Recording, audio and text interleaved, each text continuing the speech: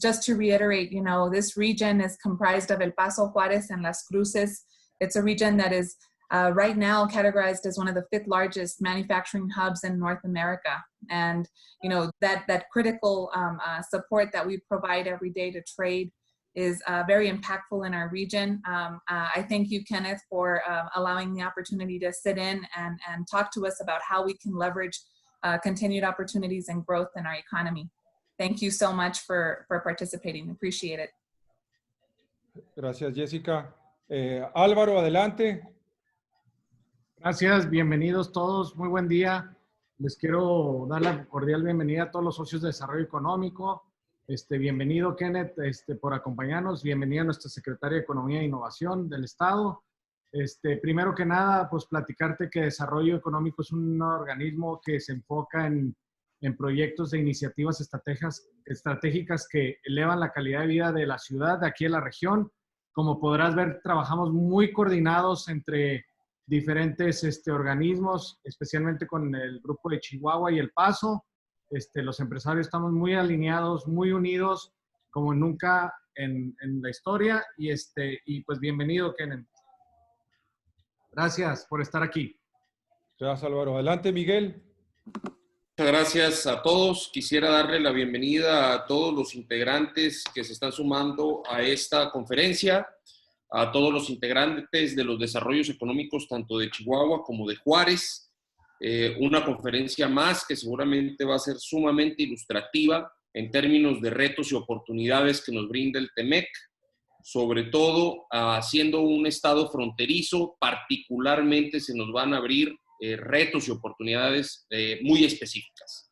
Es así como yo le doy la bienvenida a Kenneth, pero también quisiera, para quienes están conectando de algunos otros organismos, le quisiera dar la bienvenida a Alejandra de la Vega.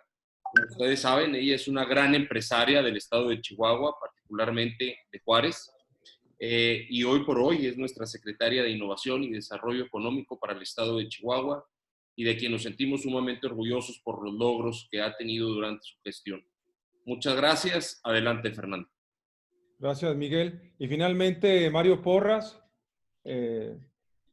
Adelante, Mario. Gracias, Fernando. Pues muchas gracias, Kenneth Smith, por aceptar la invitación. Muchas gracias, secretaria de la Vega, por acompañarnos. Solo un breve mensaje y para compartirles también una reseña de Kenneth.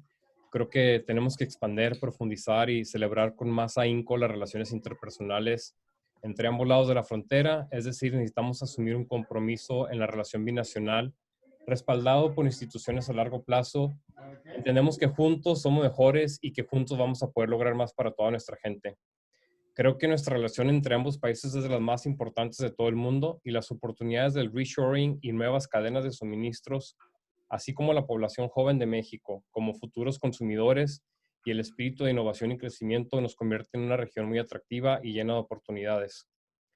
Kenneth, con esto y considerando que estamos en competencia amistosa con otras zonas fronterizas, te quiero pedir si nos puedes dar un comentario acerca del valor de trabajar entre equipo, entre El Paso, Juárez, Chihuahua y Nuevo México, para que podamos ser este epicentro de esta nueva relación en Norteamérica. Como les comenté, Kenneth Smith Ramos es socio de Agón Consultores, se especializa en comercio internacional y asesora a clientes sobre aspectos relacionados con la implementación de los diversos tratados de libre comercio de los cuales México es parte. Inició su carrera como negociador en el Tratado de Libre Comercio de Norteamérica y recientemente fungió como jefe de la negociación técnica de México para la modernización del Tratado de Libre Comercio de América del Norte, como jefe negociador del Telecán, quien fue el responsable de diseño e implementación de las estrategias de negociación, incluido lo relativo a reglas de origen del sector automotriz. Asimismo, negoció las cartas paralelas que excluyen a México de cualquier medida de seguridad nacional que pudiera imponer a Estados Unidos al resto del mundo. Smith Ramos recibió su licenciatura de Relaciones Internacionales y Economía por la Universidad de Georgetown y su maestría en Economía Internacional por la Universidad de Johns Hopkins School of Advanced International Studies. Bienvenido, Kenneth. Bienvenida, secretaria. Muchísimas gracias. Un placer.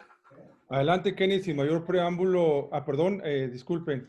Alejandra, le cedemos la palabra a Alejandra para que inicie esta conferencia el día de hoy. Ale, somos todos oídos.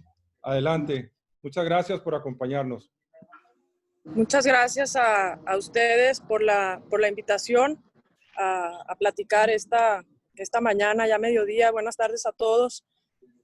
Primero que nada, quisiera felicitar a Álvaro Bustillos y a Miguel Guerrero, ambos desarrollos económicos de Chihuahua y de Ciudad Juárez, por estos webinars, la verdad muy interesantes, que nos mantienen actualizados y sobre todo muy enfocados en los retos y las oportunidades, como hoy que vamos a hablar del TEMEC, pero también en otros temas que ustedes han estado organizando los webinars. Me he conectado a todos los que he podido y la verdad es que muy interesantes, un esfuerzo muy bueno para la región. Les pido una disculpa si no tengo muy buena señal, pero no tenía contemplado, estoy en Durango, en el centro de convenciones, entonces estoy en mi teléfono. Estamos en la reunión de gobernadores de la Alianza Federalista y hay un punto muy interesante que quería compartirles, que de hecho vamos a proponer ahorita a los secretarios de Desarrollo Económico de estos estados, a los gobernadores, y se trata de la creación de un organismo para la promoción y atracción de inversión de este bloque. ¿Qué estados son? Son Durango, Coahuila, Nuevo León, Tamaulipas, Michoacán, Colima, Jalisco, Guanajuato, Chihuahua, Aguascalientes y San Luis. Está hoy aquí. Gran parte de los estados que tienen pues, la mayor parte de la atracción de la inversión extranjera directa, tema muy relacionado a lo que vamos a escuchar hoy de Kenneth del tratado, del nuevo tratado. El primer tratado, el Tratado de Libre Comercio, fue firmado en 1994 y este tratado creó un sector exportador moderno y muy competitivo, generó inversión extranjera directa y, muy importante, estableció Estado de Derecho para los inversionistas. El gran ejemplo de esto es la industria automotriz, que emplea casi 1 millón de trabajadores y nos ha colocado como país entre los mayores fabricantes de automóviles del mundo. Hay opiniones encontradas, sin duda, de este tratado, pero la verdad es que ha habido una balanza muy favorable y un crecimiento importante en los 3 países y en la relación y el comercio entre ellos. El nuevo tratado, el TEMEC, nos permite pensar en largo plazo. Sí es una extensión del primer tratado, pero nos da largo plazo y nos permite diseñar un futuro conjunto al bloque de Norteamérica. Nuestra región es el epicentro de este comercio y de este flujo, sí de mercancías, pero en nuestro caso de transferencia también, no solo de tecnología, sino de cultura, de gastronomía, pues de muchísimas cosas, de ligas muy profundas que tenemos entre el lado americano y el lado mexicano.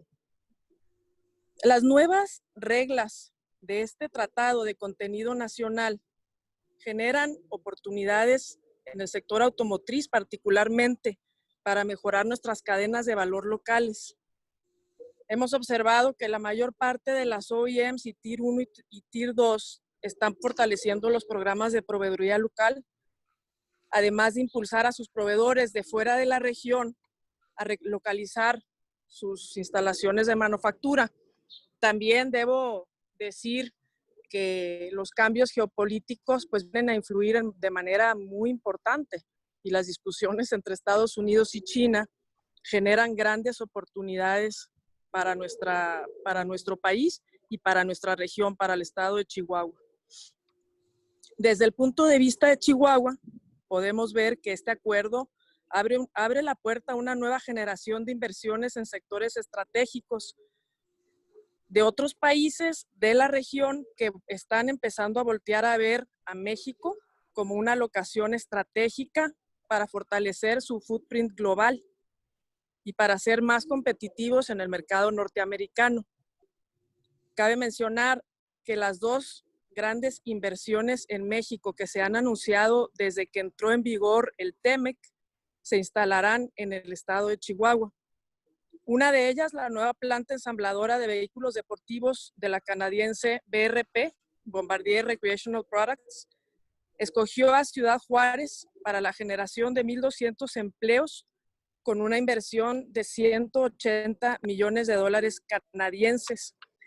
Y esta es una que fue la primera inversión anunciada desde la entrada en vigor del nuevo tratado, pero es una inversión que tiene un simbolismo para nosotros los chihuahuenses, para los juarenses, muy profundo, porque BRP ocupa en su primer planta en Ciudad Juárez el espacio de lo que fue la primer maquiladora en el país. Recordemos que el programa maquilador inicia en 1965, precisamente en Ciudad Juárez, en esta locación que ocupaba RCA Thompson. Entonces, una vez más, nuestro estado está como punta de lanza en tratados en comercio exterior. Por otra parte, la segunda inversión que les comentaba está la empresa francesa Safran, que ha anunciado la creación de una planta de manufactura de cabinas para aviones Boeing en la ciudad de Chihuahua.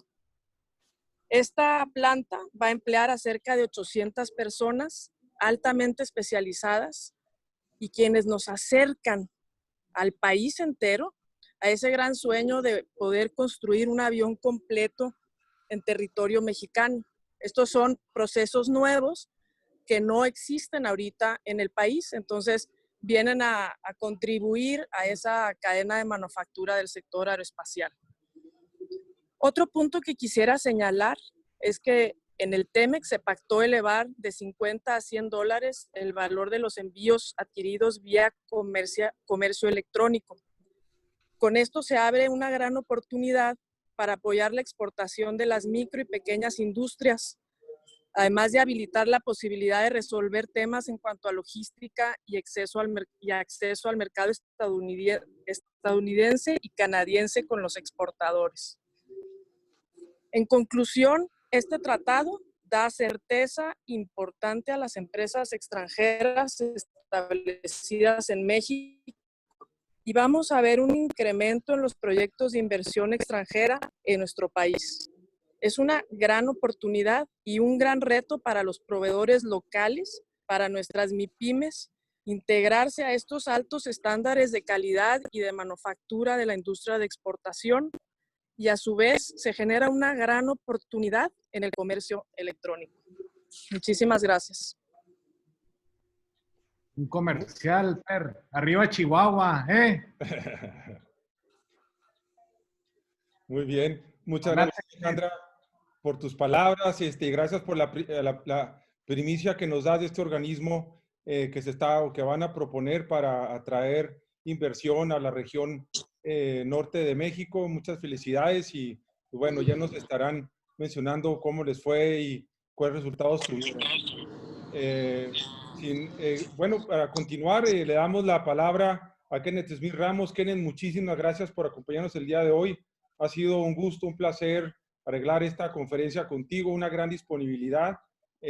Adelante, tienes la palabra y también te cedemos la pantalla para que puedas compartir tu presentación. Bienvenido, Kenneth. Muchísimas gracias, Fernando, por la invitación. También a Mario por la invitación para estar con ustedes el día de hoy. Muchas gracias a Miguel Guerrero, a Álvaro Bustillos, a Jessica Herrera y, por supuesto, a la secretaria Alejandra de la Vega por sus palabras iniciales y por participar en este evento.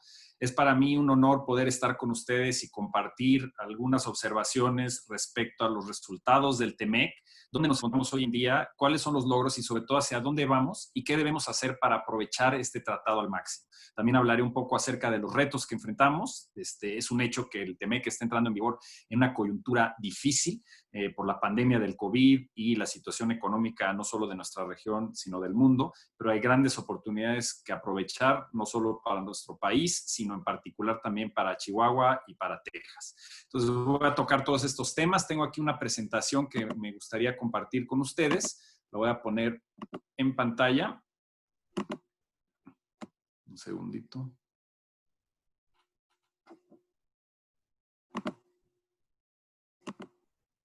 Muy bien. Básicamente, lo que me gustaría hacer aquí es partir del principio. Para entender dónde estamos en términos de los resultados del TEMEC, es muy importante entender cómo se dio esta negociación, cuáles eran las prioridades de México y dónde se encontraba sobre todo Estados Unidos, con quien al inicio de esta negociación teníamos diferencias muy importantes en las visiones. Estados Unidos, a diferencia de la negociación original del TEMEC, del Telecán, perdón, llegaba a la negociación del TEMEC con una postura de que el Telecán había lastimado o lesionado a la economía estadounidense a lo largo de 25 años. Esa era la postura del presidente Trump. A pesar de la evidencia empírica en contra de esta aseveración, esa era la postura inicial del presidente Trump, que señalaba que había que cambiar radicalmente el Telecán o salirse del Telecán. Mientras que México buscaba, junto con Canadá, fortalecer 25 años de libre comercio exitoso. Entonces, al inicio de la negociación, México planteó, a través de un documento al Senado de la República, estas 4 pilares que ustedes ven en pantalla, y son los siguientes. Esta es, digamos, la guía de la negociación. Primero, fortalecer la competitividad regional y no perder el acceso ni a Estados Unidos ni Canadá, establecer cupos, regresar esquemas de comercio administrado o generar barreras técnicas al comercio. El segundo gran pilar tenía que ver con fortalecer y modernizar el tratado, es decir, un tratado que tenía ya 25 años de edad y que necesitaba actualizarse a las necesidades de la economía moderna. Un tercer pilar fundamental era hacer del comercio un instrumento más responsable e incluyente a través de nuevas disciplinas de corte social que no necesariamente se tomaban en cuenta hace 25 o 30 años con los primeros TLCs que se negociaron, incluido el Telecán, pero que resultan ahora fundamentales para el funcionamiento de la economía de nuestros países. Y el cuarto pilar era garantizar la certidumbre para el comercio y la inversión, es decir, un terreno parejo, con transparencia, con libre competencia y, sobre todo, manteniendo y fortaleciendo los mecanismos de solución de disputas del tratado. Entonces, México llegó a la negociación con este punto de vista. Muchas de las propuestas que puso Estados Unidos sobre la mesa, justamente por esta posición de que había que resarcir un daño en su economía y cambiar radicalmente el tratado, lo que vimos en las primeras rondas de negociación fue un verdadero choque de trenes. Estos 4 pilares versus propuestas extremas de Estados Unidos para regular el comercio con México, establecer cupos y regresar a obstáculos comerciales y una verdadera obsesión con el déficit comercial. Logramos, y no voy a entrar en el detalle de todas las rondas, logramos al final de cuentas un acuerdo balanceado para México, Estados Unidos y Canadá, y estos son los resultados. De entrada, yo lo dividiría en 3 rubros. Primero, logramos modernizar el tratado, es decir, se añaden 12 capítulos nuevos al acuerdo, de los cuales de los 12 capítulos que México puso sobre la mesa para modernizar el acuerdo, 11 fueron aceptados por Estados Unidos y Canadá. Esta no es una lista integral o exhaustiva de todos los nuevos capítulos, pero sí nos muestra un aspecto muy importante de cómo avanzamos en modernizar el tratado e introducir disciplinas que ni siquiera existían hace 25 años cuando se negoció originalmente el tratado y que hoy son fundamentales. Primero, comercio digital. Un concepto que llegó para quedarse y que es fundamental para el crecimiento de las economías a nivel global, y se introducen disciplinas específicas para fomentar y facilitar el comercio digital. También se reconocen los avances tan importantes en materia de tecnologías de la información y la necesidad de apoyar a la competitividad de la región a través de un régimen en telecomunicaciones que establezca reglas transparentes y de competencia abierta. Mecanismos también para ayudar al combate a la corrupción. Esto es algo que impulsó directamente el sector privado mexicano, lo aceptó Estados Unidos y Canadá, y que establece compromisos que puedan apuntalar o fortalecer los esfuerzos a nivel doméstico que hacemos en México. También muy importante es un capítulo especial dedicado a cómo ayudar a internacionalizar a las pymes para que puedan entrar al tren exportador. Otro aspecto fundamental de la negociación fue llegar a un acuerdo en los temas más difíciles. Como ustedes saben, y voy a entrar en detalles porque es un factor fundamental para Chihuahua, sobre el tema del sector automotriz, Estados Unidos planteaba la posibilidad de salirse del tratado si no se eliminaba por completo el déficit que tiene Estados Unidos con México. Esa era su postura inicial. A lo largo de la negociación fuimos modificando esta postura junto con Canadá y el esfuerzo de los sectores productivos en automotriz de los 3 países para llegar a una negociación balanceada que no fuera con base en el estado de la balanza comercial ni el déficit, sino que estableciera así reglas de origen más estrictas para favorecer la producción de México, Canadá y Estados Unidos como proveedores de la industria automotriz, pero no haciendo los costos demasiado onerosos para que las industrias de Norteamérica tuvieran que tomar la decisión de desinvertir, es decir, de salirse de la región e irse a Asia o a Europa del Este o a otras regiones. Entonces, hay un balance aquí porque en autos logramos garantizar el libre comercio, sí hacer las reglas más estrictas, pero que favorecen la posibilidad de que haya más contenido mexicano en la producción de vehículos en América del Norte. Y además logramos extraer concesiones de Estados Unidos respecto a medidas extraordinarias proteccionistas que pudieran tomar. Y voy a entrar en esos detalles en algunos momentos. Pero otros temas fundamentales que logramos es quitar de la mesa esta idea de no tener mecanismos de solución de controversias. Se lograron mantener, lo cual es muy importante para la viabilidad a largo plazo del tratado y la certeza jurídica. Y también eliminamos otro tema de corte de presión política, que era que el presidente Trump quería tener la libertad de tener una cláusula de muerte súbita, la llamada cláusula de extinción, que señalaba que después de 5 años del nuevo tratado, si los 3 jefes de Estado no se ponían de acuerdo en continuar con el tratado, terminaba de manera automática. Y ese poder de tener una muerte súbita del tratado le hubiera insertado una incertidumbre tremenda al acuerdo. Logramos quitar eso de la mesa y sustituirlo por un mecanismo de revisión periódica cada 6 años, de una revisión integral de cómo se está implementando el acuerdo. Además, es tan importante lo que quedó en el tratado como lo que no quedó. Y estos son los temas que había sobre la mesa que logramos quitar, que fue restricciones en términos de las exportaciones agropecuarias de México, sobre todo para frutas y hortalizas. No hay restricciones en materia del sector textil, como se planteaba en un inicio Estados Unidos, ni el cierre del acceso a compras de gobierno en el mercado estadounidense. Todas estas propuestas que hizo Estados Unidos las quitamos de la mesa. Y lo más importante que creo yo que hay que tomar en cuenta es que no hay metas de reducción del déficit comercial. Es decir, Estados Unidos buscaba la posibilidad de permitir que dependiendo del déficit que existiera con México, Estados Unidos pudiera imponer barreras comerciales. Y eso lo rechazamos y es un precedente muy importante que hubiera sido muy dañino para el sistema comercial multilateral. Entonces, en el TEMEC no van a encontrar un capítulo sobre déficit comercial. Ahora, entrando en algunos de los temas más importantes de la negociación y de mayor relevancia para el estado de Chihuahua y la zona fronteriza, está por supuesto el tema de reglas de origen del sector automotriz. La presentación va a estar disponible para todos ustedes, entonces no se preocupen de tomar demasiadas notas. Pero aquí la clave de esto es entender que el acuerdo al que llegamos fue incrementar el valor de contenido regional en materia de reglas de origen del sector automotriz de 62.5% a 75%, pero además se añaden una serie de requisitos en materia del porcentaje de acero y aluminio que tiene que ser de la región, que es de 70%, y un valor de contenido laboral que establece el porcentaje del vehículo que debe provenir de regiones que paguen $16 por hora o arriba.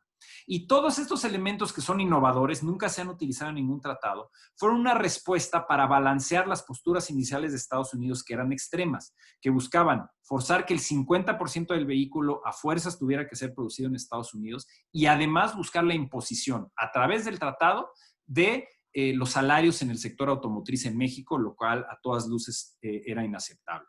Y se establecen canastas de las partes esenciales, principales y complementarias que conforman un vehículo y cuál debe ser su valor de contenido.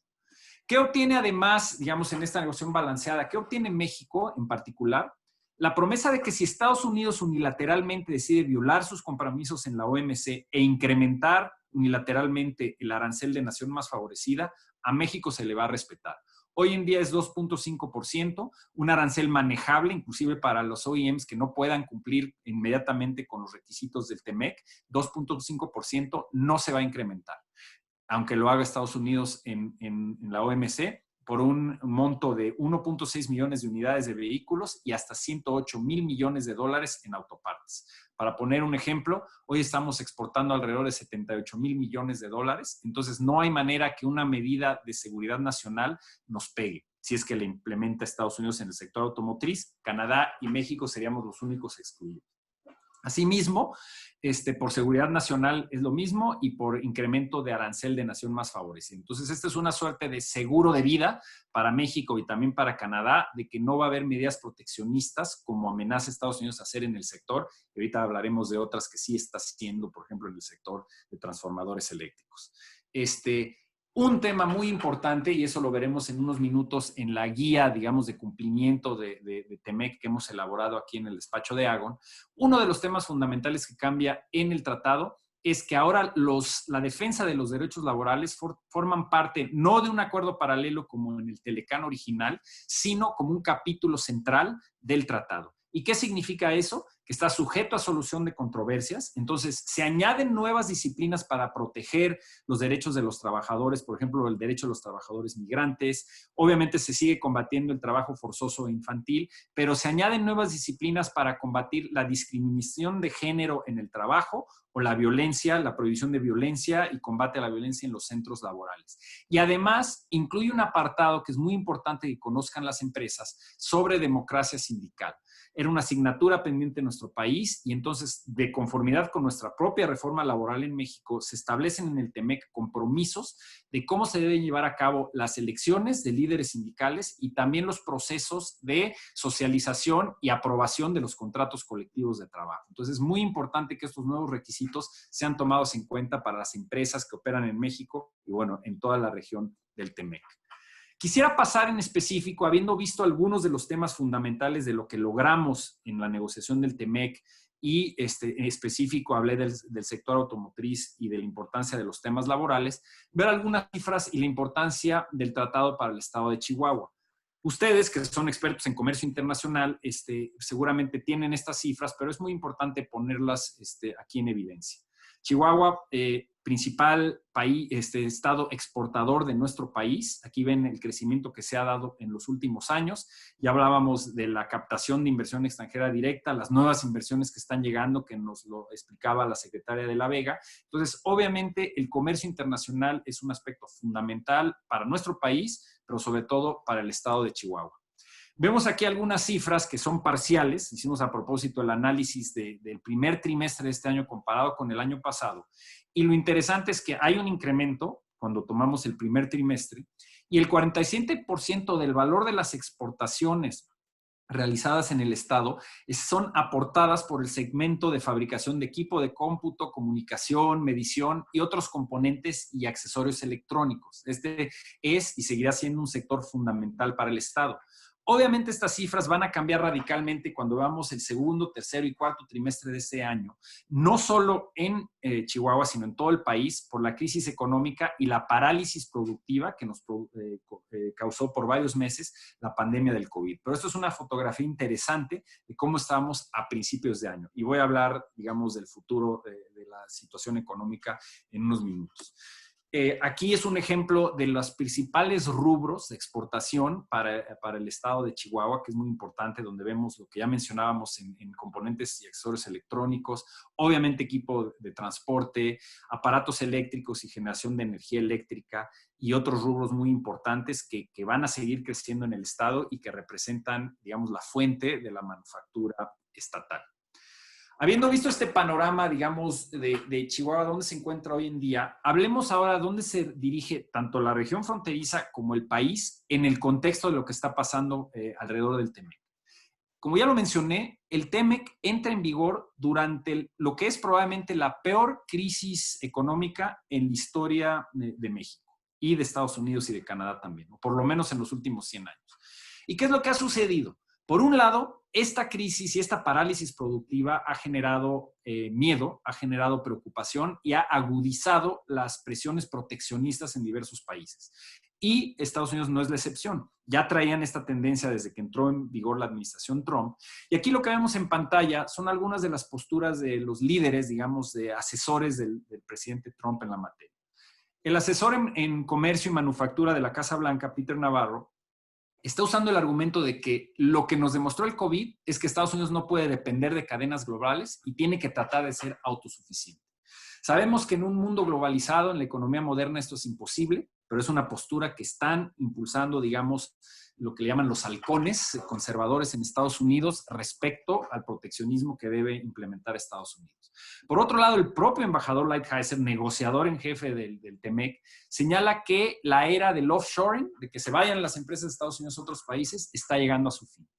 ¿Qué es lo que estamos viendo en realidad? Tenemos el TEMEC, que es un instrumento fundamental para México. Es muy importante que esté entrando en vigor en este momento. Pero también las empresas a lo largo del mundo, lo que sí están viendo, están considerando algo que no existía hace 6 meses, que era pensar de qué manera te puede afectar a tu proceso productivo el que haya otra pandemia y se suspenda tu cadena de proveeduría en Asia, en Europa, en otras regiones lejanas. Estamos viendo una tendencia de las empresas a considerar el nearshoring, es decir, acercar las cadenas de proveeduría a casa. Y ahí es donde México tiene un gran potencial, que ya lo estamos viendo con las 2 inversiones que señaló la secretaria de la Vega que están llegando a Chihuahua, gran potencial para que México atraiga esa inversión. Es decir, cuando las empresas consideren atraer de regreso a las empresas América del Norte, México sigue siendo el país más atractivo para invertir. Ahora, hay un componente político que tiene que ir de la mano con el componente económico, que es que México trabaje para convencer a Estados Unidos que invertir en México no es offshoring. Invertir en México es nearshoring, porque México pertenece al perímetro de producción norteamericano, donde cuando los 3 países producen de manera conjunta bienes, compiten con éxito con el resto del mundo. Entonces, este trabajo se tiene que hacer en paralelo a las oportunidades que nos brinda el TEMEC y a la situación económica mundial donde estamos viendo una tendencia hacia el nearshoring. Entonces, es una tarea muy importante. Entrando ya más al nivel granular, veamos qué sectores tienen gran potencial para crecer, para atraer inversión. Están los factores de la economía global, lo que ya yo dije, mencioné como la nueva normalidad, el nearshoring y los temas de seguridad nacional, de atraer las cadenas, tenerlas más cerca de casa.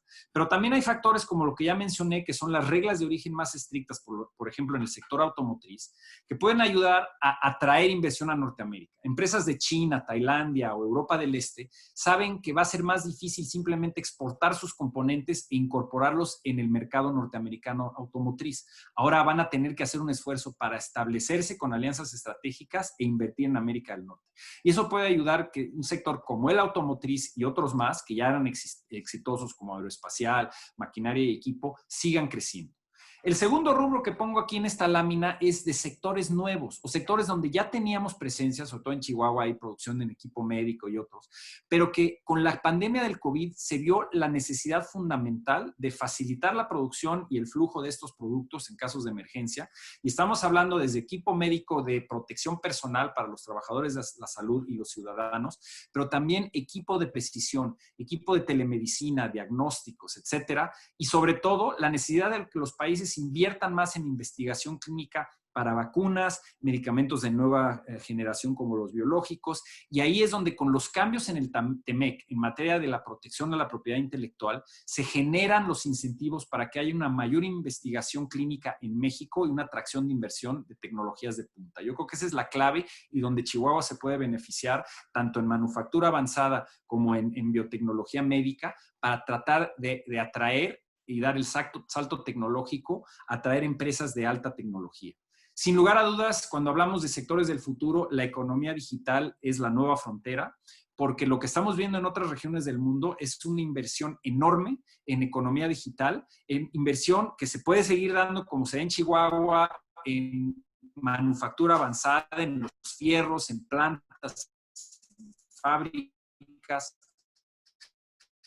pero también en la economía del conocimiento. Es decir, la inversión, pero también a las empresas con el consumidor final. Y ahí es donde hay grandes oportunidades que nos brinda el tratado. El tercer rubro aquí es todo lo que viene siendo en la medida en que se desarrolle logística de transporte eficiente y a precios competitivos. Estas industrias, los que están involucrados en el transporte, pueden beneficiar enormemente de las que el sector agropecuario seguirá siendo un sector fundamental para asegurar que los saltemos. Entonces, agropecuario y agroindustrial ofrecen grandes oportunidades. Cuando hablamos de también, ¿cuál es el entorno, el impacto del entorno global, por ejemplo, la guerra comercial de China y qué oportunidades específicas pueden para México? Esta es la derecha. grado de integración de productos en particular se utiliza un índice que mientras acerca a 1 es chinos y su manufactura. Entonces vemos instrumentos de precisión, maquinaria, automotriz, con un grado de componentes chinos que normalmente forman parte de la producción. Ahora, ¿qué sucede? Y el análisis que se hizo, ¿qué sucede cuando esos productos chinos, esos componentes ya no forman parte de la cadena o empieza a reducir su participación? Y gran parte de esto se debe a la guerra comercial entre Estados Unidos y China. Entonces, se hace un análisis que identifica qué pasaría si 2% de estas exportaciones chinas, de esos componentes caen, qué oportunidades se abren para componentes mexicanos y de la región para entrar a diversos sectores. Y son cifras muy interesantes. En el sector automotriz se abre la posibilidad de un mercado adicional de $7,000 millones, equipo de comunicación $5,000 millones, maquinaria eléctrica $4,8 millones. Y lo que esto nos está mostrando es lo que ya vimos el año pasado, donde derivado de la guerra comercial Estados Unidos-China, México consolidó su posición como principal socio comercial de Estados Unidos porque empezamos a sustituir a China como proveedor de muchos de estos componentes y también productos finales en Estados Unidos. Entonces, hay una gran oportunidad de sustituir a China como proveedor de Estados Unidos y también de atraer inversión, que puede también ser de China y de otras regiones del mundo, a México para, de alguna manera, sustituir esta penetración que tenía tradicionalmente China y que los productos puedan tener mayor contenido mexicano. Entonces, este es un estudio muy interesante. Aquí ya entramos hacia el final de la presentación, en donde me gustaría presentar esta guía de cumplimiento que hemos desarrollado aquí en nuestro despacho y donde de todos los elementos que conforman el TEMEC tratamos de reducir, hacer un resumen manejable de 6 o 7 temas fundamentales que las empresas deben conocer en cualquier rubro en el que se encuentren. Ya hablaba yo de los compromisos laborales. Es muy importante que las empresas en su checklist, cuando vean si están listos para cumplir o seguir cumpliendo con las reglas de Norteamérica, que las nuevas disciplinas del capítulo laboral tienen dientes, que hay un nuevo mecanismo de respuesta rápida que se puede enfocar en violaciones específicas por planta, por empresa en lo general, pero por planta, y que podría afectar su acceso a Estados Unidos en caso de que haya alguna violación de los compromisos laborales. Y esto es muy importante que las empresas entonces lleven a cabo auditorías para entender si están en condiciones de cumplir con todos los compromisos laborales. Ya hablaba yo del tema de reglas de origen, fundamental en el sector automotriz, pero también entender todas las reglas de origen, dependiendo del sector en el que estén ustedes, entender dónde están parados con las reglas de origen, con los procedimientos aduaneros y de facilitación comercial y entender las reglamentaciones uniformes. Es decir, estos documentos que acaban de salir, de ser negociados entre los 3 países y que son la guía práctica de cómo se deben implementar las reglas de origen. Hablaba yo de la importancia suprema del comercio digital. Hay que entender el capítulo de comercio digital, cómo va a facilitar el comercio, entender las nuevas reglas y cómo aprovecharlo. Y para aquellos que estén en el rubro energético, es muy importante entender, a pesar de lo que se diga en los medios y declaraciones de políticos, que la reforma energética se consolida en el TEMEC. Es decir, está plasmada en el TEMEC, así como está plasmada en nuestro acuerdo transpacífico y nuestro nuevo acuerdo con la Unión Europea. Entonces se permite, dentro de lo que permite nuestra Constitución y la reforma energética del 2013, participar con inversiones productivas. Esta es una guía de cumplimiento que, por supuesto, les podemos ayudar a desarrollar cada uno de estos rubros, pero es una guía práctica de cómo cumplir con el TEMEC.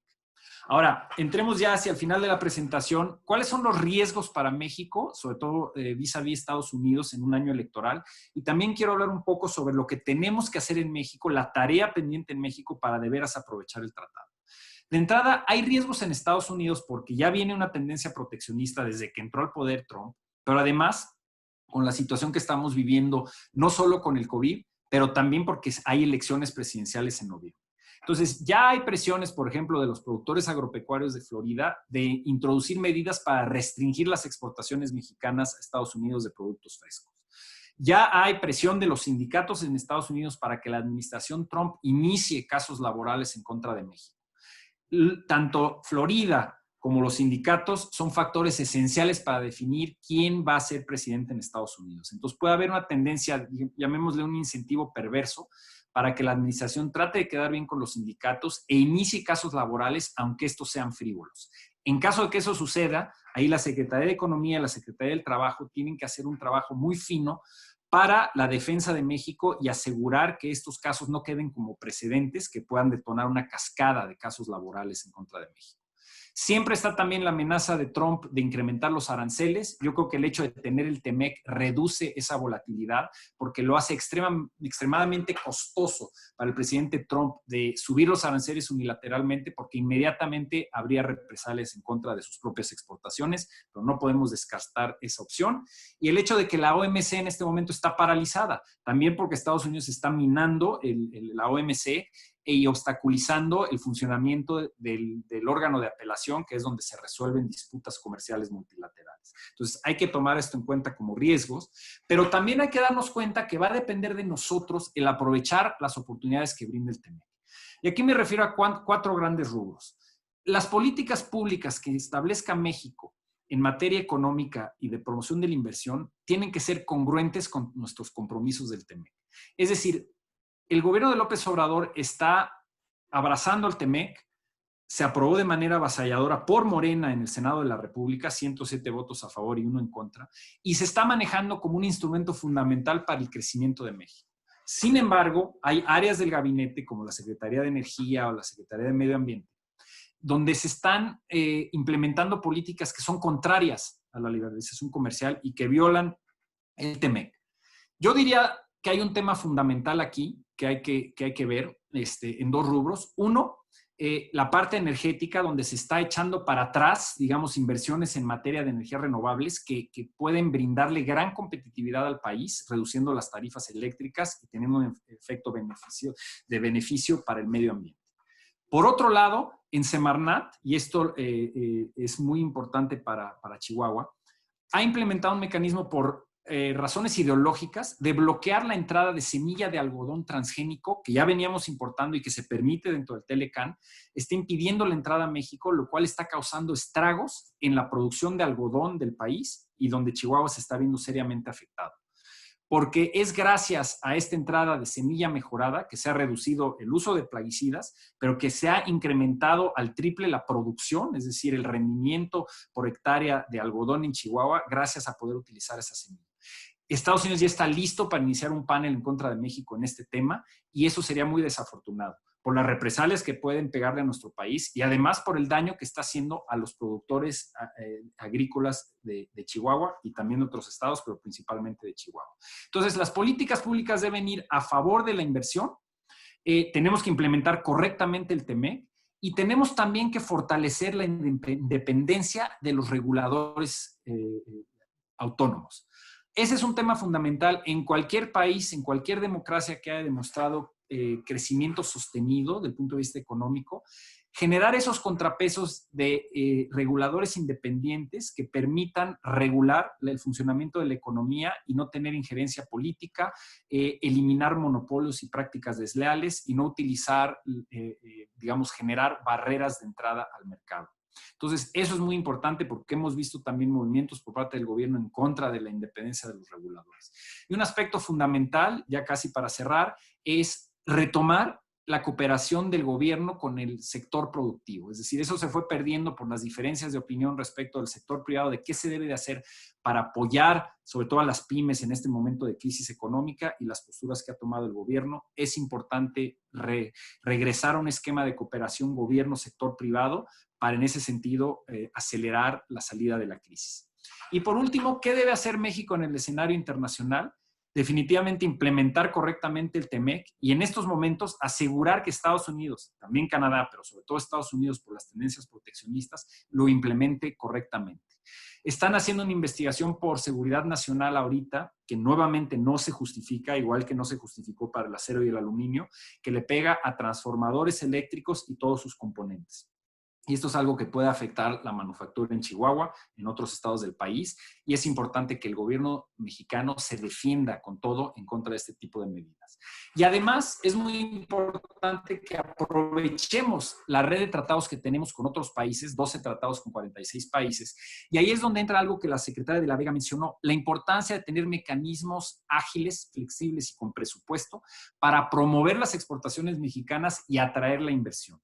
Este gobierno desarticuló a ProMéxico, que era el brazo promotor del gobierno, y ahora esas responsabilidades recaen en la Cancillería. Y es muy importante que para lograr el objetivo de promoción y atracción de inversión se le dedique mayor presupuesto y capacitación de los funcionarios en las embajadas y los consulados, y así podemos aprovechar el TPP, la modernización con el Telecuem, la Alianza del Pacífico y otras negociaciones con Sudamérica.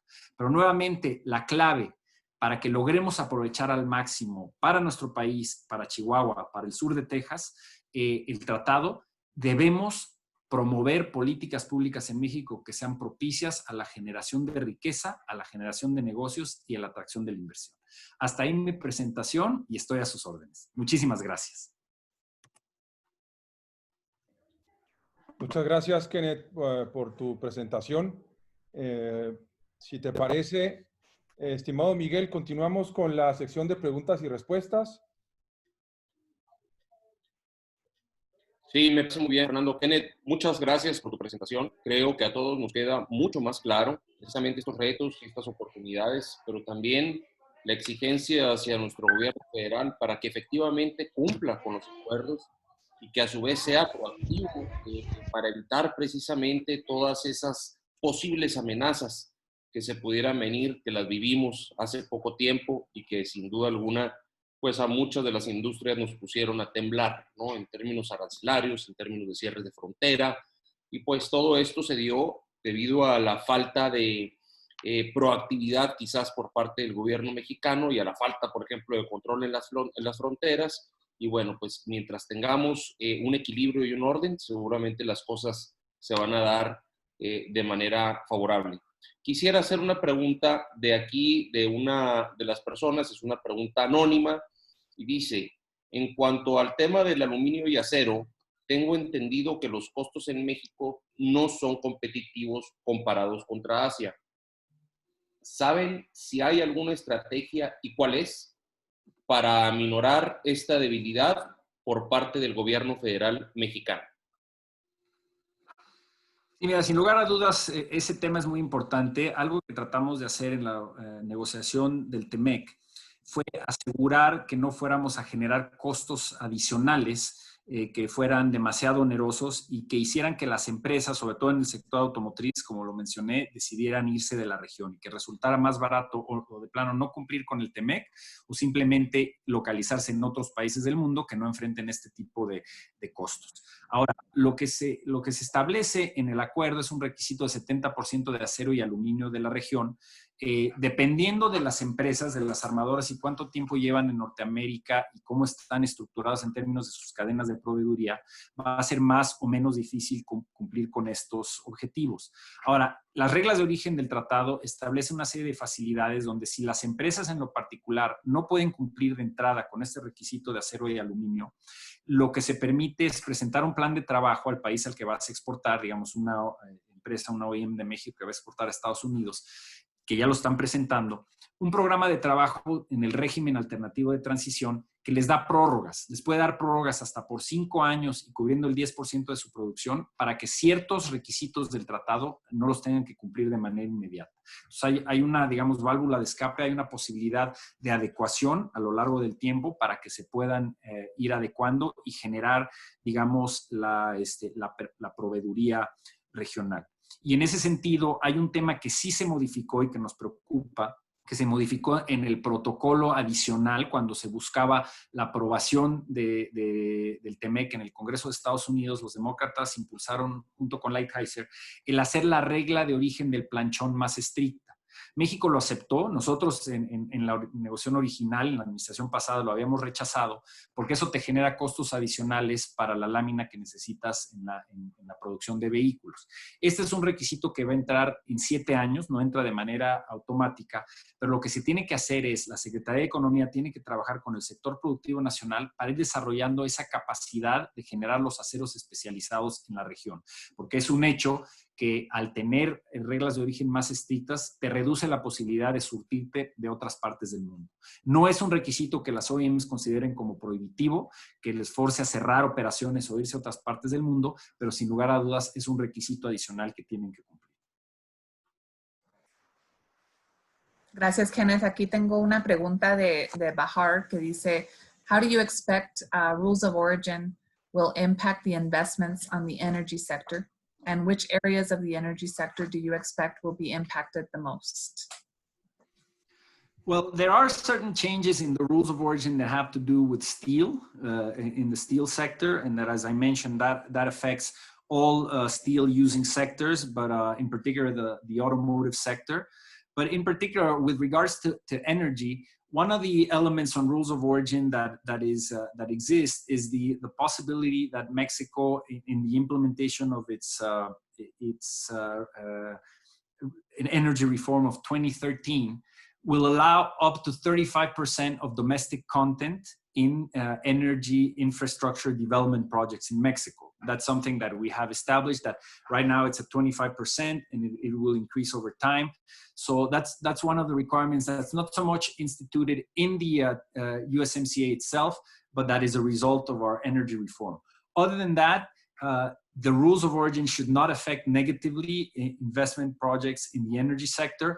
And in fact, the energy sector is covered completely by the protection of investment rights that is established in our investment chapter in the USMCA. So if there is already an investment plan or in operation in Mexico, and there is an impact, a negative impact by a public policy taken in Mexico, as is the case in the renewable energy policy that was just recently published, the companies that are affected, either American companies or Canadian companies that are affected, can utilize the investment protection mechanisms that exist in the USMCA, and in the case of Canada, the TPP, investment protection mechanisms. Así es, Kenneth. Yo voy a leer 3 preguntas para agilizar un poco la dinámica, si quieres, en términos concretos de ciertas preguntas. Claudio Ochoa dice, la industria en Ciudad Juárez se vio muy afectada por el corto tiempo que se tuvo para hacer el incremento de salario al doble en 2019 después de decretarse. ¿Qué podemos esperarnos que pasen las empresas automotrices en México con la paridad de salarios que plantea el tratado en la industria automotriz? Esa es la primera pregunta. La segunda sería en términos laborales. ¿Qué presión y qué oportunidades podemos esperarnos en la rama laboral considerando inspecciones de los paneles? Y la última, un tema muy controversial en la frontera que aquí en Chihuahua hemos hecho valer nuestro Estado de Derecho, es el tema de Susana Prieto. Entendemos que la detención de la abogada Prieto en Matamoros dio una mala imagen a representantes americanos y periodistas sobre la libertad sindical. Sin embargo, en la región sabemos que el objetivo principal de esta persona siempre ha sido crear y ganar denuncias y extorsiones contra las empresas transnacionales para obtener honorarios más que generar cambios concretos en el bienestar de los empleados. ¿Cómo pueden los paneles laborales identificar entre este tipo de personajes viciosos sobre lo que son auténticos problemas de la libertad sindical? Con esas 3, si quieres, le damos y luego hacemos otra ronda. Perfecto, muchísimas gracias.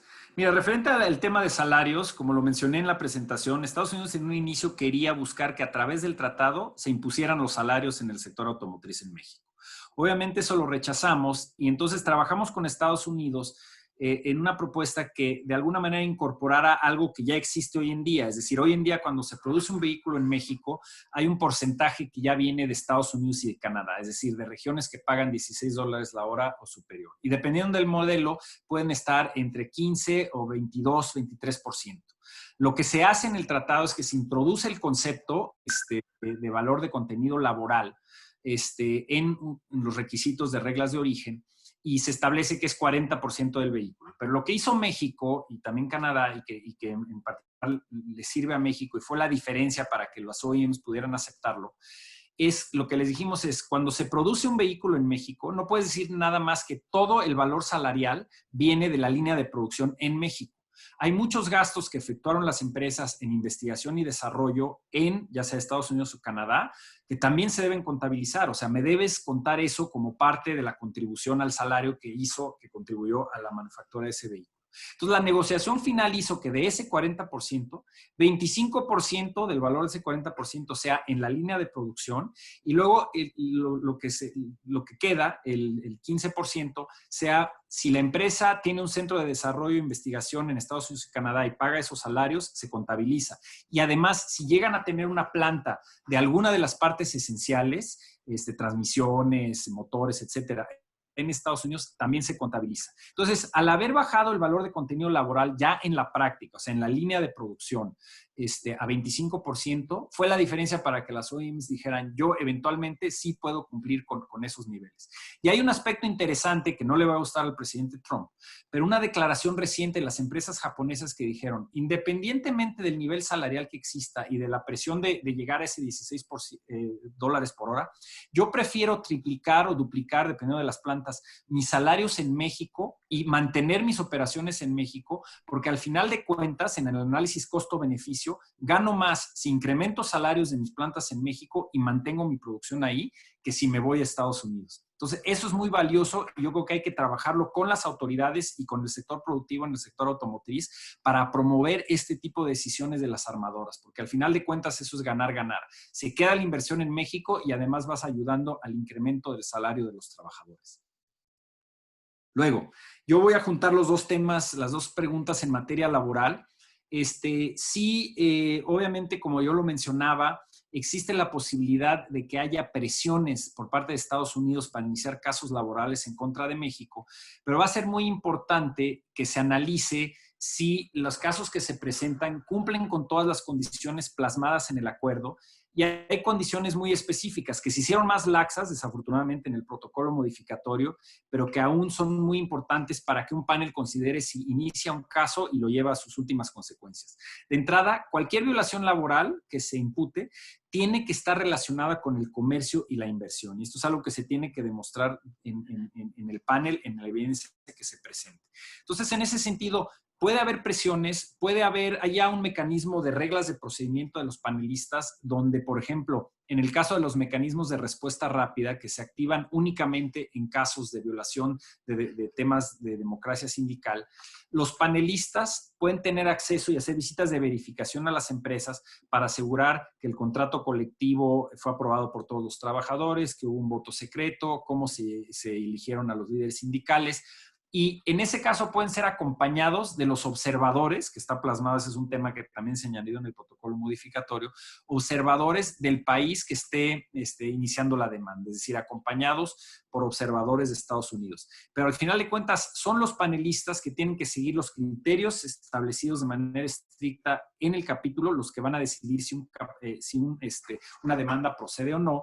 Y aquí lo que tiene que hacer el gobierno de México es defender puntualmente a la empresa en caso de que sea injustificada la demanda y presentar toda la evidencia que desacredite la demanda que se está presentando. Y eso aplica también para el caso específico laboral que mencionaban de la señora Susana Prieto.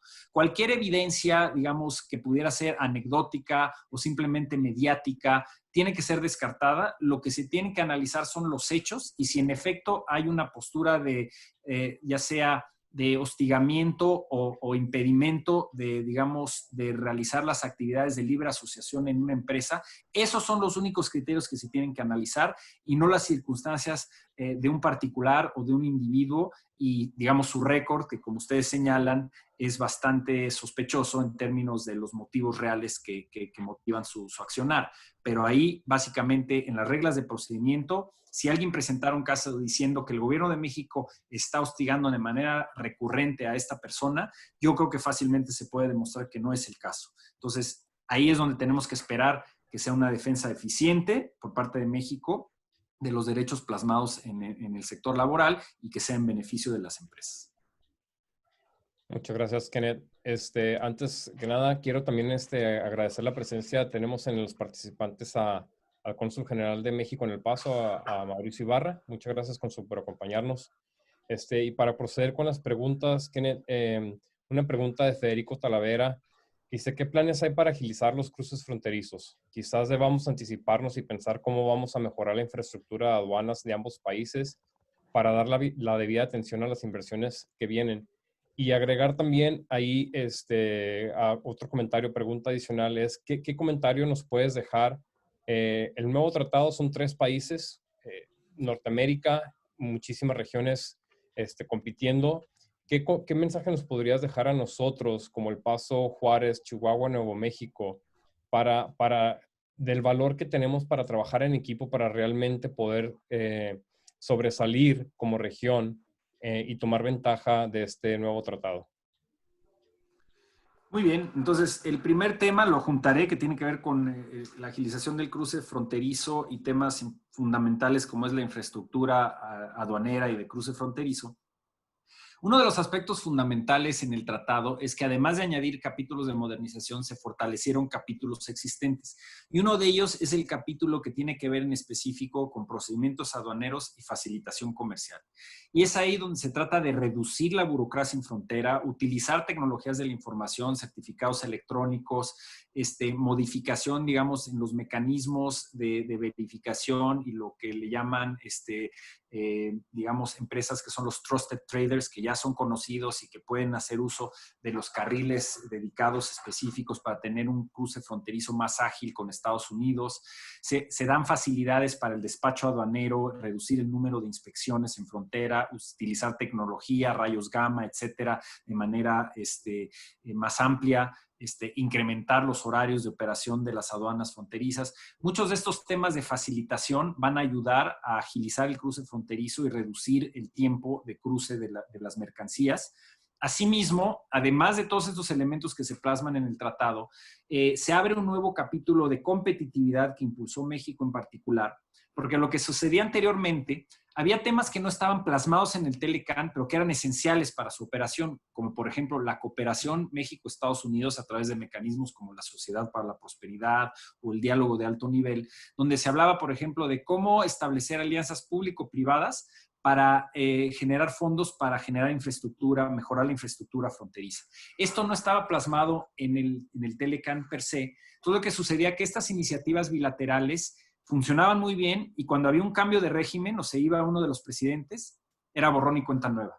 Y había que empezar de cero nuevamente con las nuevas administraciones. Lo que generamos, lo que propuso México y que aceptó Estados Unidos y Canadá, es generar un paraguas dentro del TEMEC a través del capítulo de competitividad, que es un capítulo muy cortito, pero que abre ese paraguas para cualquier iniciativa de esta naturaleza para cooperación fronteriza entre México y Estados Unidos, permita ser incorporado y que ya no dependa, digamos, de los vaivenes políticos. Si se va el presidente López Obrador o se va el presidente Trump, queda plasmado como parte del grupo de trabajo de competitividad del TEMEC y se le da continuidad. Y eso es muy importante.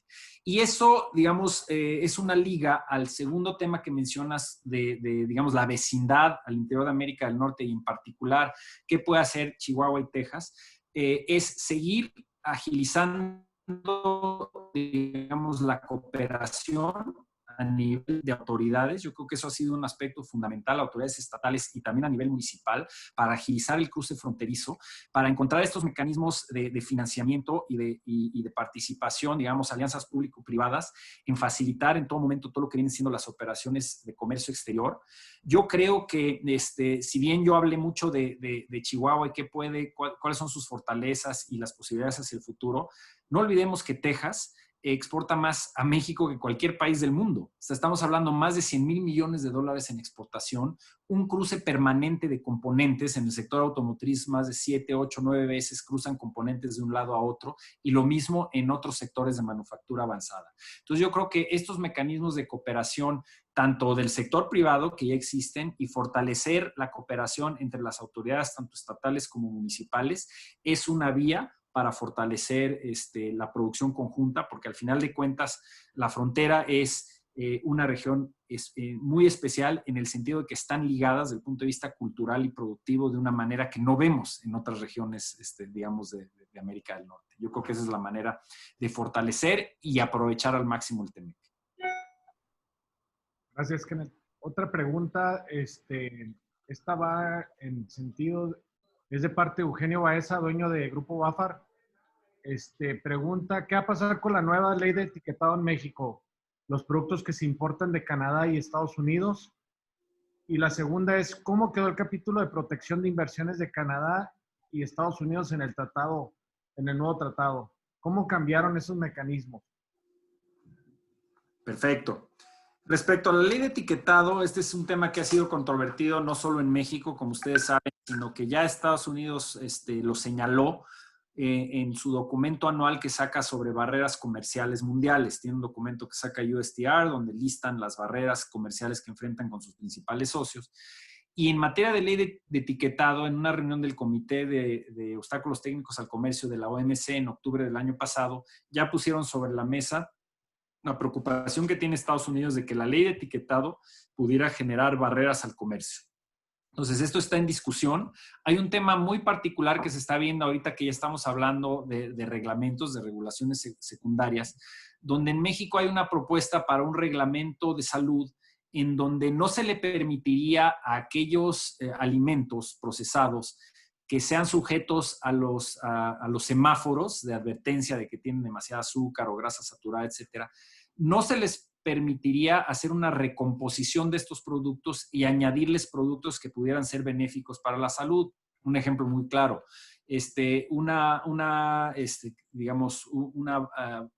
algún dulce, una barra tipo Mars Bar o algún producto así, si fuera sujeta a los semáforos de la ley de etiquetado y entonces para recomponer, para cambiar su composición, se le añaden vitaminas o calcio o cualquier producto, según esta propuesta del reglamento de salud, no sería permitido.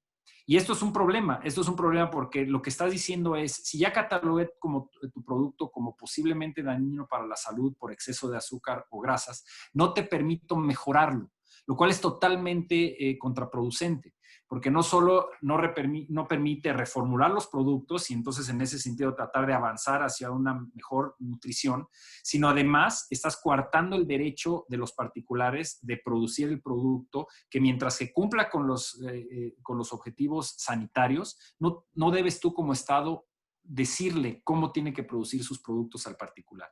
Y esto puede ser un problema en materia de un obstáculo técnico al comercio, es decir, que yo reformule mi producto en Estados Unidos, lo trate de exportar a México, entonces me digan que no puede entrar de conformidad con el reglamento de salud, es una barrera técnica al comercio, un problema de acceso a mercado. Y también para empresas que están operando en México, puede ser un tema de un caso inversionista-Estado. Es decir, que una empresa en México argumente que al impedirle o al dictarle cómo tiene que producir su producto, le estés imponiendo un requisito de desempeño y limitando la posibilidad de cómo desarrollar su negocio para el cual invirtió en México. Entonces, esto es muy delicado. Estados Unidos ya lo tiene en la mira y se va a tener que discutir a nivel gubernamental para no llevar el tema a un panel de solución de controversias. Y hablando del tema de inversión, este es un tema interesante. Ya mostraba yo en la presentación que hubo cambios al mecanismo de solución de controversias en sus 3 grandes rubros, pero en materia de inversión en particular, hay que entender que Estados Unidos no quería mecanismo de solución de disputas. Para ellos, ven el comercio como un juego suma cero, donde proveer a las empresas de protección de inversión facilitaba su salida de Estados Unidos y por lo tanto lo veían como una pérdida, lo cual es un cambio radical de la política que ha perseguido Estados Unidos en los últimos 30 años, donde lo ven como un plus el proteger la inversión de sus empresas en el extranjero.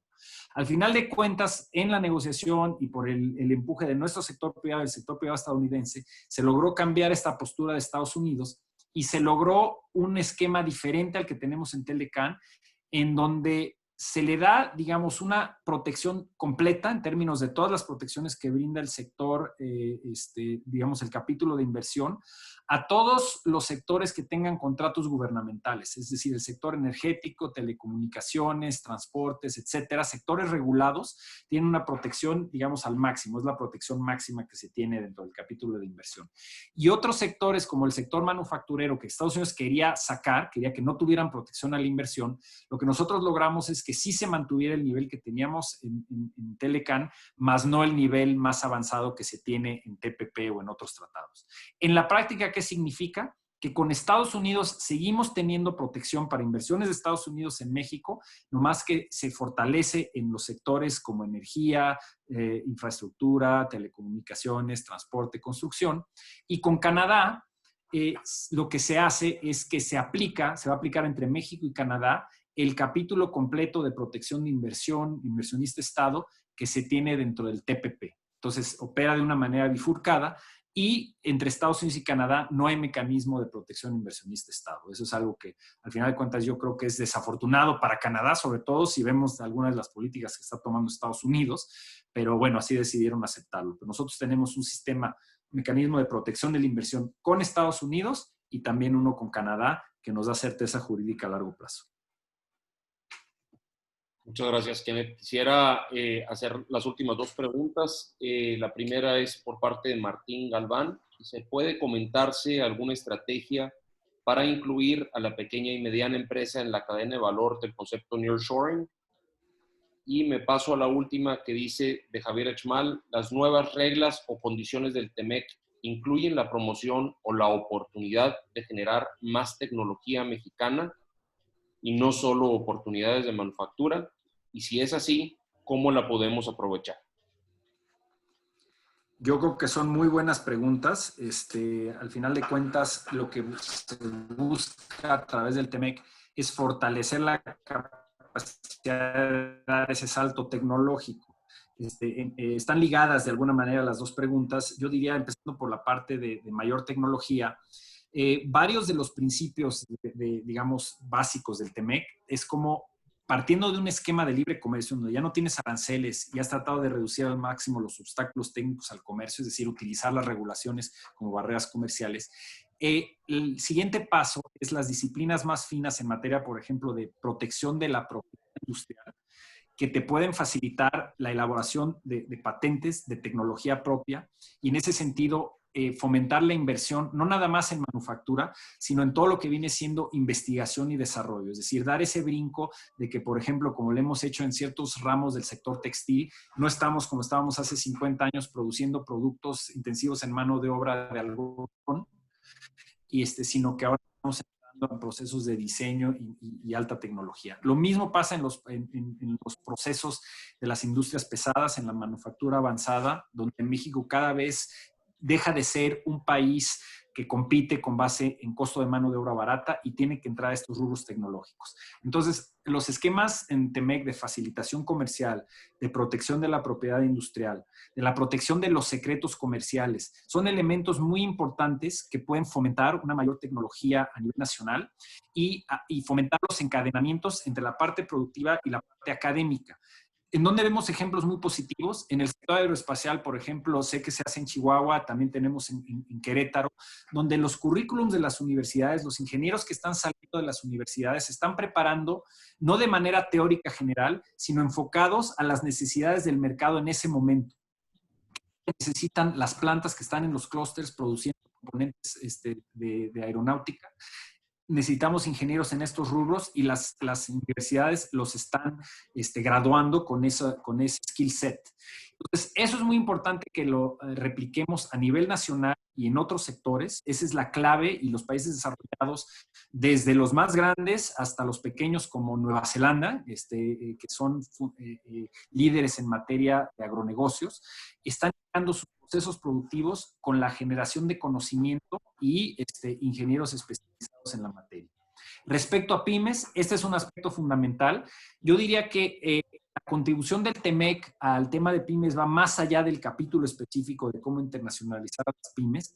Trae elementos importantes en materia de cómo ayudarles a participar en esquemas de compras de gobierno, desarrollo de oferta exportable, desarrollo sobre todo en la cadena, en todo lo que viene siendo el desarrollo de la economía digital, cómo capacitar a los pequeños y microempresarios para que entren, den este brinco tecnológico y entren a través del comercio electrónico a tener acceso a millones de clientes potenciales. Entonces, hay diversos elementos que están plasmados en el tratado que ayudan a las pymes, pero sin duda esto tiene que ir acompañado de un encadenamiento con el gobierno que, como bien señala la pregunta, una vez que empiecen a regresar las empresas o se genera mayor inversión extranjera que se localice en México, cómo generar los canales para darle entrada a las pymes que puedan convertirse en proveedores de primer o segundo piso de estas nuevas inversiones. Eso es un trabajo que se tiene que hacer a nivel federal, pero ahí las autoridades, como en el caso de la Secretaría de Desarrollo e Innovación en Chihuahua, pueden ayudar haciendo esa liga, identificando las características de una pyme en particular, dónde se pueden insertar en el proceso productivo y promoverlas activamente con las nuevas empresas que se están estableciendo en el Estado. Excelente, Kenneth. Muchísimas gracias. Si quieres tenemos muchas preguntas y podríamos estar aquí por el resto de la tarde, pero para ir concluyendo, le voy pasando la palabra a Mario, a Jessica, a Álvaro y Miguel para unos últimos comentarios de cierre. Y nuevamente nuestro agradecimiento por esta gran presentación. Nuevamente, realmente muchísimas gracias, Kenneth. Muchísimas gracias, Fernando. Adelante, Jessica. Muchísimas gracias, Kenneth.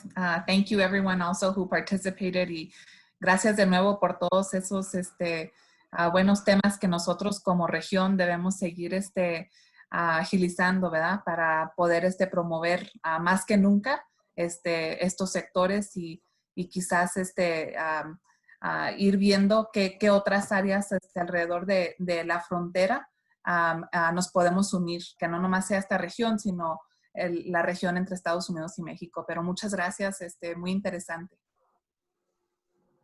Muchas gracias. Mario.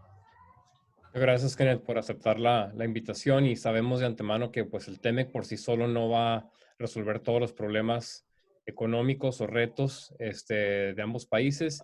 Sin embargo, pues está en nosotros, ¿no? Poder tomar estas ventajas, estos tratados y tomarlo con las ventajas que podemos ofrecer como región. Te agradecemos mucho, ha sido de mucho valor tu presentación y espero que puedas seguir colaborando con nuestra región porque yo creo que tenemos mucho que ofrecer juntos. Por supuesto, muchísimas gracias.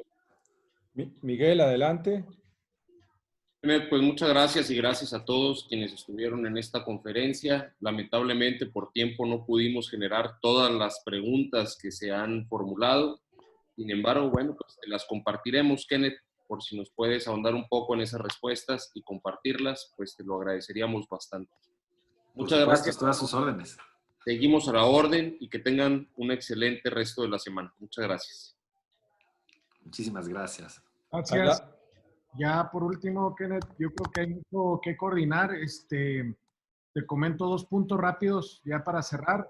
Aquí en Chihuahua hicimos el esfuerzo de poder hacer el Chihuahua EDC, el Economic Development Corporation, donde del gobierno nos están pasando a la iniciativa privada la promoción del Estado, que creo que tenemos una gran expertise ahí para ir a promocionar y jalar las inversiones de más alto valor agregado para nuestro Estado. Y el segundo punto, me gustaría que siguiéramos más en contacto en ese tema. El siguiente punto es ver nosotros, tanto Miguel como yo, acá en los desarrollos económicos, estamos haciendo un frente para cambiar un poquito el modelo económico de nuestro Estado con un despacho que se llama IDOM, de español, para atraer inversiones de más alto valor agregado. Como tú sabes, nomás el 2% de la proveeduría se da de empresas locales a toda la cadena de valor que tenemos aquí participando en el Estado. Entonces es bien importante cambiar el modelo económico. Y el último punto es el tema de las visas, que estamos viendo una gran oportunidad ahí donde Estados Unidos cerró 300,000 visas de un gran talento que estaba pues expuesto aquí en Estados Unidos, de ver cómo lo coordinamos y lo jalamos hacia la frontera ese talento para poder tener esa coordinación. Pues me imagino que están en empresas involucradas de mucho valor agregado, tecnológicas, de innovación, que podamos coordinar desde aquí, desde Chihuahua, para proveer esos servicios hacia Estados Unidos. Entonces, con esos 3 puntos me gustaría dejarlos en la mesa para seguir en coordinación y le daríamos seguimiento. Por supuesto, me gustaría poder apoyarlos en todo lo que requieran. Con mucho gusto. Estaremos dando, Kenneth.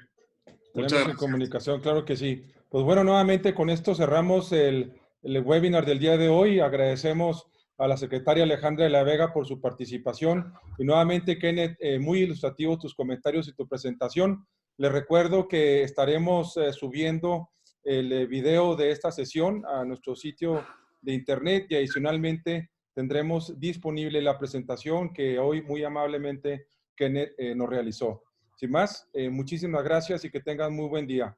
Gracias a todos por su asistencia. Gracias a todos. Gracias a Muchísimas todos. gracias. Gracias. Tengan buen día. Hasta luego. Igualmente, Kenneth, muchas gracias. Luego, Kenneth. Gracias, Kenneth.